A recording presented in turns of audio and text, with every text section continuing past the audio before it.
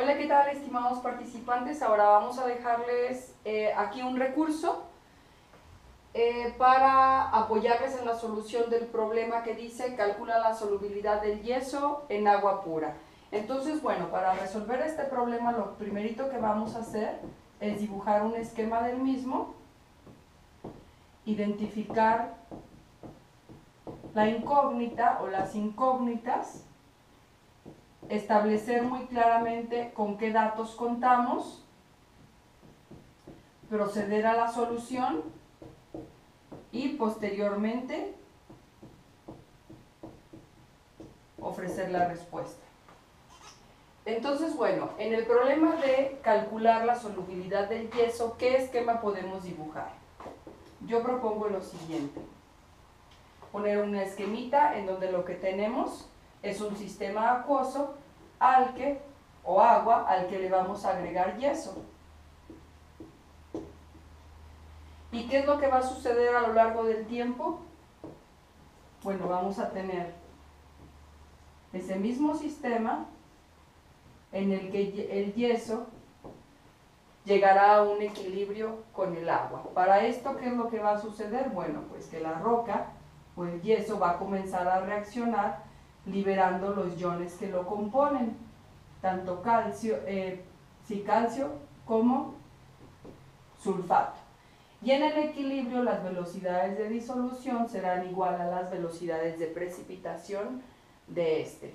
Y entonces, bueno, podemos pensarlo en esta forma, que es la forma clásica de pensar un problema para aquellos de ustedes que son ingenieros, que vi que tenemos varios.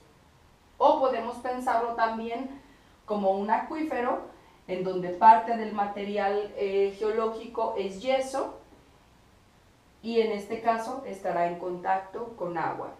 ¿Cuáles son las incógnitas que tenemos que resolver en este problema? Bueno, básicamente lo que nosotros tenemos que contestar es ¿cuántos gramos del yeso se disolvieron en la solución? Entonces, la incógnita son los miligramos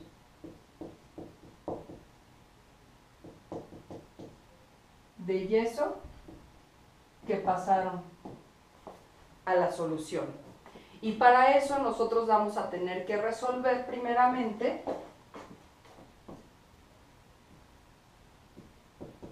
cuánto calcio 2 más se fue a la solución y cuánto sulfato 2 menos también se fue de la roca hacia la solución. Entonces, bueno, ya que establecimos un esquema del problema que nos da una idea de qué es lo que nosotros vamos a estudiar y que hemos establecido muy claramente cuál es la incógnita que tenemos que abordar, vamos ahora a analizar con qué información disponemos para nosotros poder resolver ese problema. Y bueno, ¿qué les parece si comenzamos desde analizar el problema? Lo que tenemos aquí es básicamente una reacción de disolución, precipitación en fase líquida.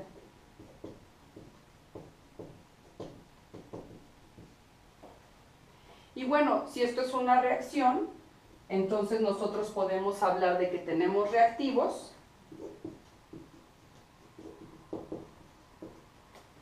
y de que también tenemos productos. En este caso los reactivos serán ¿cuáles?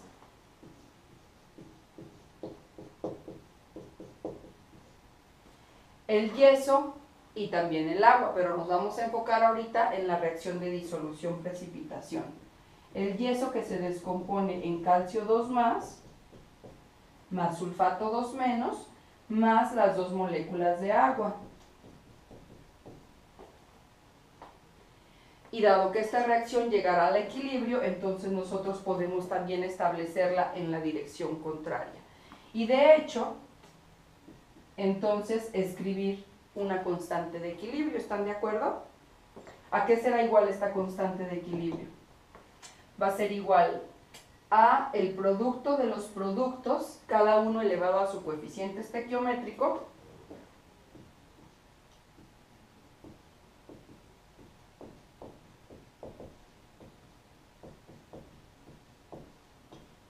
sobre el producto de los reactivos elevado también a su coeficiente estequiométrico.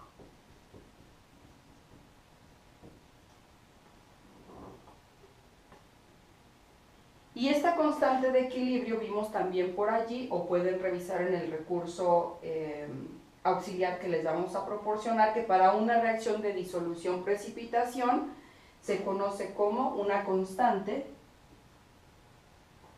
del producto de la solubilidad, o KPS o KSP en inglés. Y este valor nosotros podemos tomarlo de la literatura y sabemos que es igual a 10 a la menos 4.61. Esta ecuación aún podemos simplificarla aún más si nosotros tomamos en cuenta que para todos los sólidos y los líquidos puros, nosotros podemos hacer las actividades igual a 1, y entonces realmente este producto de solubilidad se simplifica y nos queda que es igual a calcio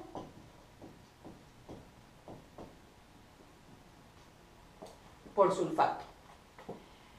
Y vamos a borrar un poquito el pizarrón para continuar con la solución y ahorita regresamos. Una cosita, antes de borrar el pizarrón, para aprovechar esto que tenemos aquí, vamos a analizar el efecto de la magnitud del producto de solubilidad del yeso. Si ustedes recuerdan, cuando nosotros analizamos la concentración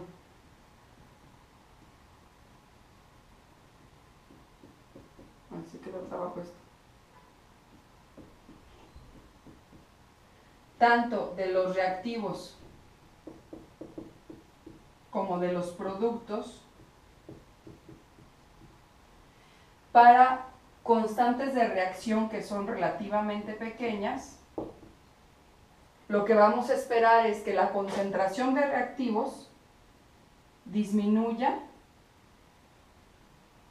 a lo largo del tiempo, mientras que la concentración de productos aumente. Pero si ustedes observan, a lo largo del tiempo, ya que hayamos llegado, por ejemplo, al equilibrio, la concentración de reactivos seguirá siendo significativamente mayor que la concentración de productos. Entonces, ¿qué es lo que podemos esperar en este sistema? Bueno, pues podemos esperar que algo de este yeso en efecto va a pasar a la solución, pero al final del día seguiremos teniendo una cantidad importante de reactivo o de yeso comparada con la cantidad de productos que se fueron a la solución. Y bueno, ahora sí vamos a borrar. Ok, vamos a retomar entonces.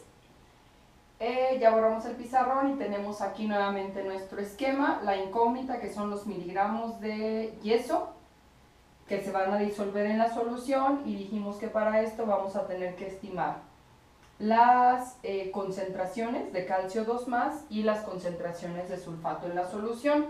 Como datos, pues tenemos la reacción de disolución-precipitación del yeso con su producto de solubilidad, que es igual a 10 a la menos 4.61, y que este producto en el equilibrio, porque es un producto de solubilidad en el equilibrio, es de hecho igual a las, aquí tenemos un errorcito, es igual a las actividades de calcio 2+ por la de sulfato 2+.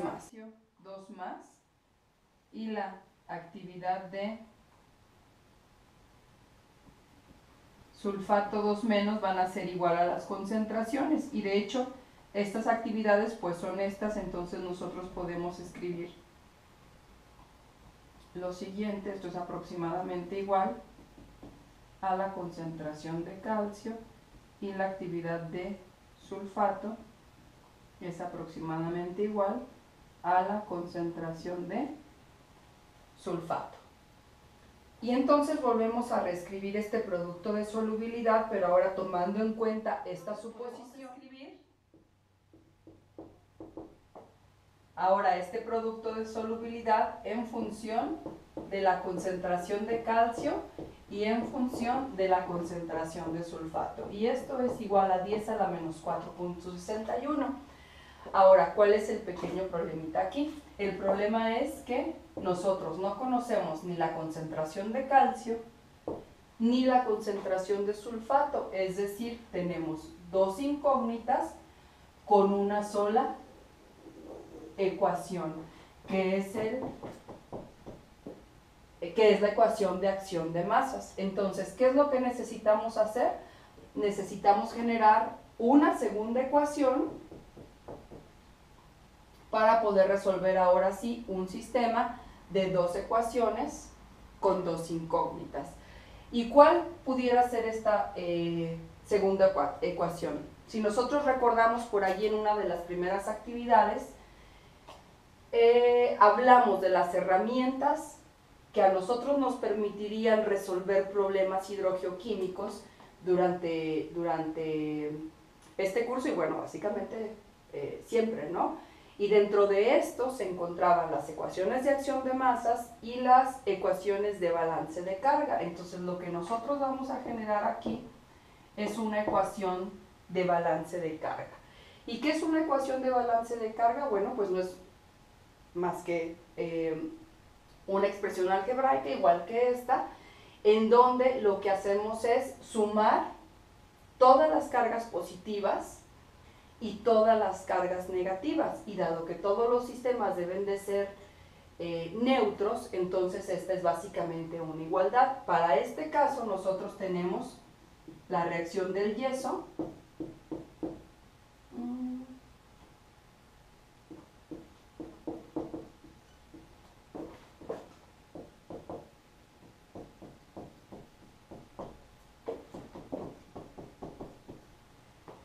y también la reacción del agua.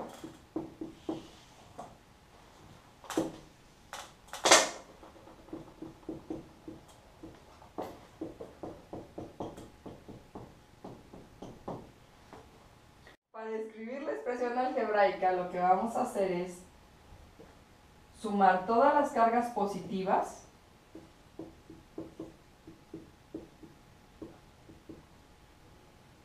restarle todas las cargas negativas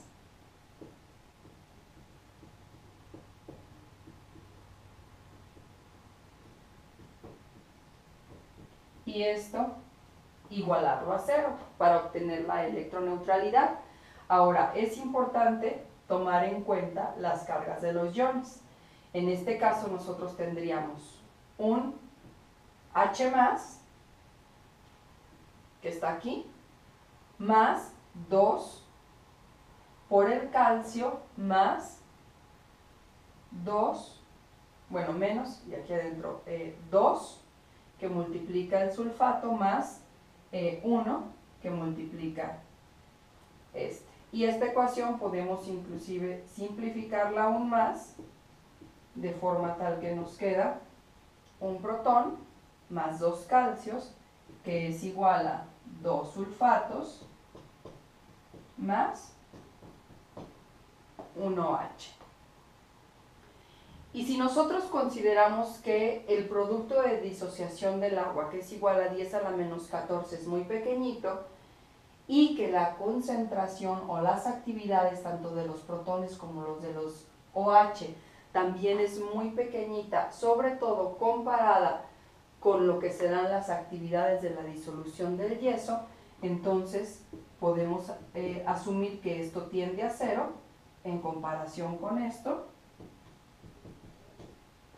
y el balance de carga nos va a quedar calcio 2 más es igual a sulfato 2 menos. Estas son las concentraciones y esta ecuación será básicamente la que nos sirva como ecuación número 2.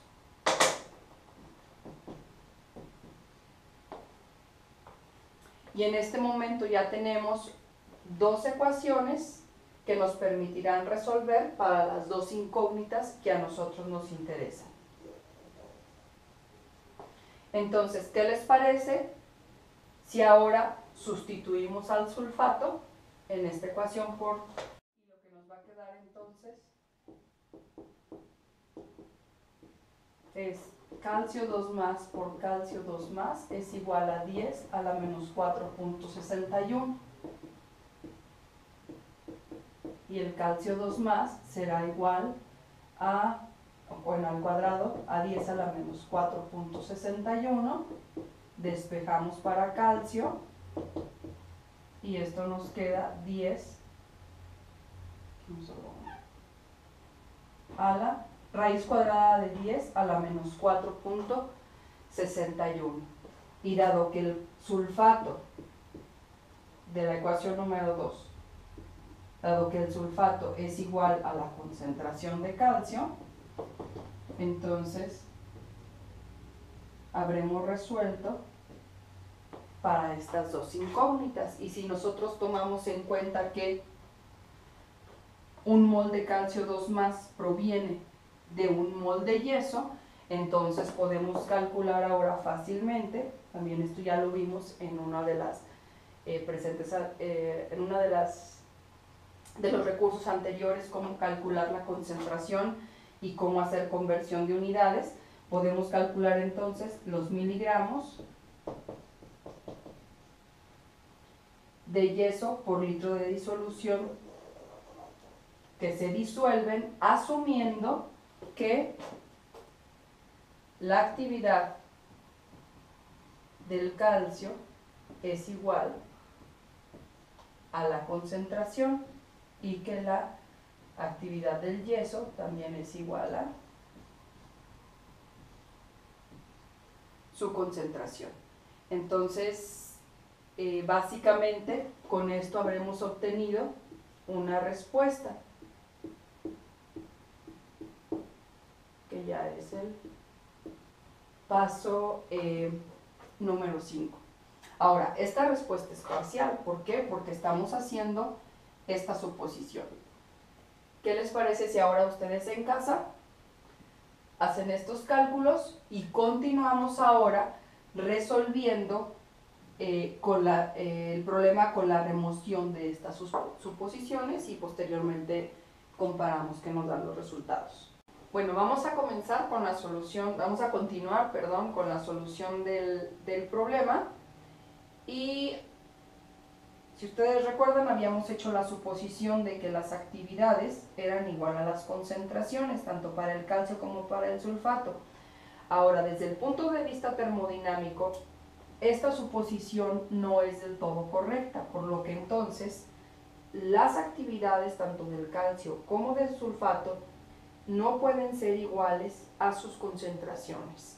Y entonces ahora nos encontramos con un problema ya bastante más complejo, en donde decimos, bueno, la actividad de un determinado ion es una función de su concentración, es una función de otros iones que están presentes o que pudieran estar presentes en la solución, y es una función también del solvente o de las propiedades de este. Y entonces estas expresiones se pueden escribir como que la actividad del calcio es igual al coeficiente de actividad del calcio multiplicado por su concentración, mientras que la del sulfato es igual al coeficiente de actividad del sulfato multiplicado por su concentración. Y estos coeficientes de actividad son los que toman en cuenta la presencia de otros iones y las propiedades del solvente. ¿A través de qué? Bueno, a través de la fuerza iónica y de los parámetros A y B que se toman en cuenta en las ecuaciones de Debye-Huckel, que son las aproximaciones que nos permiten estimar estos coeficientes de actividad. Porque si ustedes se fijan, como les decía, ahora el problema se ha vuelto más complejo. Ahora, no solamente tenemos de incógnitas la concentración de calcio y la concentración de sulfato, sino que también los coeficientes de actividad de ambos, de forma tal que estas incógnitas entonces crecen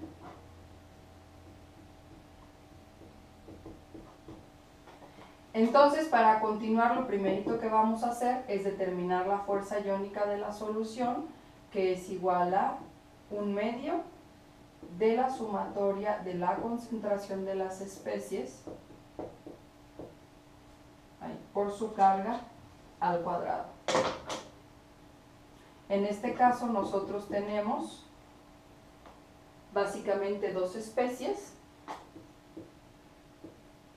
que son el calcio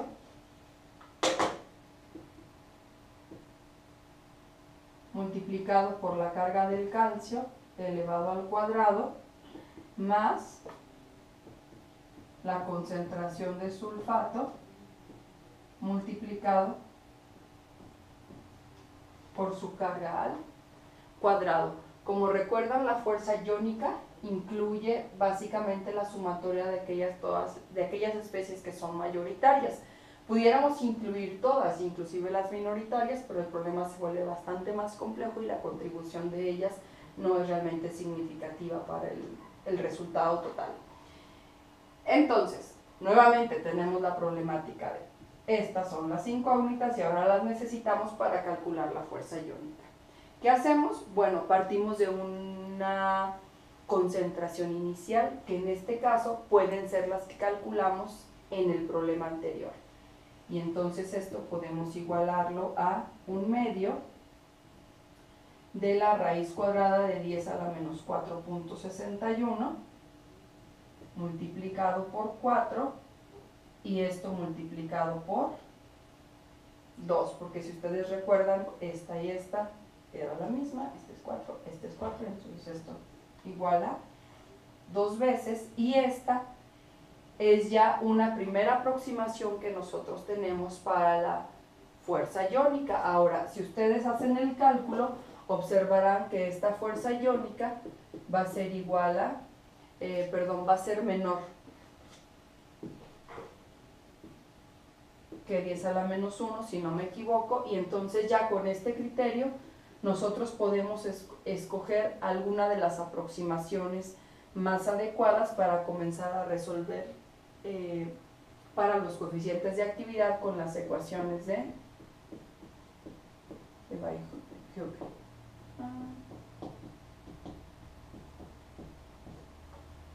Entonces, ¿cuál ecuación escogemos? Para fuerzas iónicas menores a 10 a la menos 10 a la menos 1, podemos utilizar entonces la aproximación de Debye-Hückel extendida, que nos dice básicamente que el logaritmo del coeficiente de actividad de una especie I, en este caso la de calcio, es igual a menos el parámetro A por la carga del ion, que es 2 más, al cuadrado, que multiplica la fuerza iónica que acabamos de calcular sobre 1 más el parámetro B por el tamaño del ion, este parámetro del tamaño del ion, A, multiplicado por la raíz cuadrada de la fuerza iónica. ¿Qué tenemos que hacer para resolver esta ecuación entonces? Bueno, pues ya tenemos la carga del ion, la fuerza iónica y lo único que nos resta es encontrar los parámetros A mayúscula, B mayúscula y A minúscula. Y tenemos que estos, si los buscan allí en las tablas, vamos a ver que A es aproximadamente igual a 0.5 para agua, B es aproximadamente igual a 0.33 y este es muy importante, por 10 a la menos 8, hay por allí un error en las copias del libro, entonces este por 10 a la menos 8 no se les olvide. Y si buscamos en la siguiente tabla vemos que A para el calcio es igual a 6 angstroms, mientras que para el sulfato es igual a 4. Entonces tenemos básicamente todo lo que necesitamos para resolver para el logaritmo del coeficiente de actividad de calcio y nosotros podemos de aquí posteriormente, sacando el antilogaritmo, encontrar el coeficiente de actividad del calcio. Y este mismo procedimiento o esta misma ecuación la podemos escribir no para el calcio, sino para el sulfato. Y si observamos, lo único que va a cambiar es el parámetro referente al tamaño del ion o de hidratación del ion. Entonces aquí lo tenemos ya.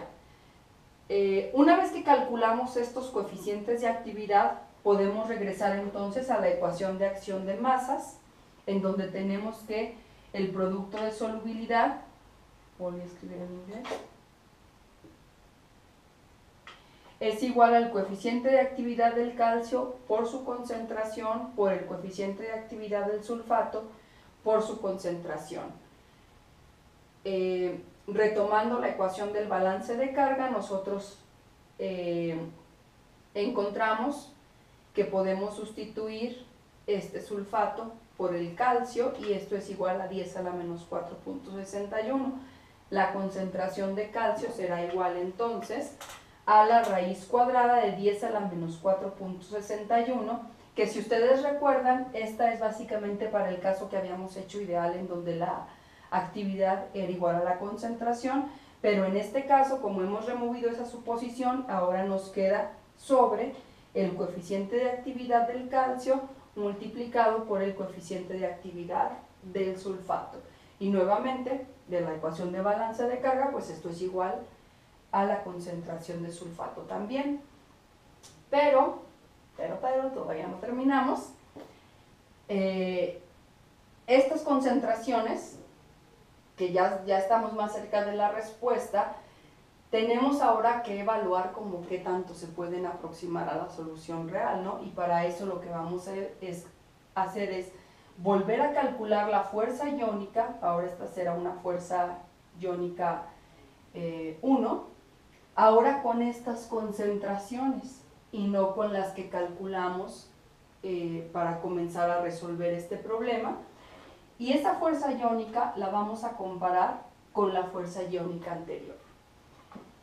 Si se aproximan, significará entonces que nuestra suposición era correcta y podemos continuar con la solución del problema, en donde podemos decir, bueno, esta fuerza iónica es la fuerza iónica de la solución, esta es la concentración de calcio y esta es la concentración de sulfato en el equilibrio, y entonces a partir de estas, como les comenté anteriormente, asumiendo que un mol de calcio es liberado por un mol de yeso, podemos calcular entonces la solubilidad del yeso, que es realmente lo que nosotros estamos buscando como la solución al problema, el paso número 5, y aquí terminará nuestro problema. El asunto es, ¿qué tal si esta fuerza iónica 1 no se parece a la fuerza iónica que calculamos anteriormente? Pues entonces tendremos que volver a calcular y volver a calcular la concentración de calcio y volver a calcular la concentración de sulfato e iterar en la solución de este hasta que converjamos a una solución que nos lleve al final del problema. Para este ejercicio en particular, ustedes van a ver que ahorita que calculen la fuerza iónica 1, esta diferencia todavía será importante, entonces tendrán que hacer una iteración más, pero con eso será suficiente para poder salir y resolver el problema. Y bueno, esto es básicamente ya nada más sustitución, así es que se los dejo de tarea. Bueno, lo que tenemos aquí entonces es básicamente el resumen de qué es lo que sucede. En el primer caso habíamos asumido que las actividades eran igual a las concentraciones. En este segundo caso dijimos no, de acuerdo a la termodinámica del sistema, la actividad es igual a los coeficientes de actividad por las concentraciones de las diferentes especies. Si se fijan, en este primer caso estaba implícito que los coeficientes de actividad eran aproximadamente igual a 1 para reducir las ecuaciones a esta forma. En este caso no sucede eso, de hecho los calculamos y ahí en sus cálculos ustedes pueden observar que esos coeficientes de actividad para ambas especies son menores a 1. Ahora, ¿esto a qué se debe? Básicamente a que en el primer caso nosotros asumimos que la fuerza iónica de la solución era igual a 0 o se aproximaba a 0, que es el caso de una solución infinitamente diluida, que también la podemos llamar como el caso ideal o una solución ideal en el que la solución no tiene ningún efecto sobre las actividades de las distintas especies, y justo por eso se asume entonces que las actividades son iguales a las concentraciones. En este caso nosotros calculamos la fuerza iónica, vimos que era diferente de cero, ligeramente mayor, e inclusive con ese valor decidimos qué aproximación podríamos utilizar para llevar a cabo el cálculo de los coeficientes de actividad. Bueno, para este caso entonces dijimos que las actividades eran igual a la concentración, pero estamos viendo que cuando tomamos en cuenta el efecto de la solución, lo que realmente observamos es que las actividades de las especies son menores a la concentración. ¿En qué se refleja esto? En una mayor solubilidad del mineral. ¿Por qué? Porque en el equilibrio el producto de solubilidad siempre será el mismo, 10 a la menos 4.61, y esto es igual a las actividades de las especies. Pero si la concentración, perdón, aquí me equivoqué otra vez.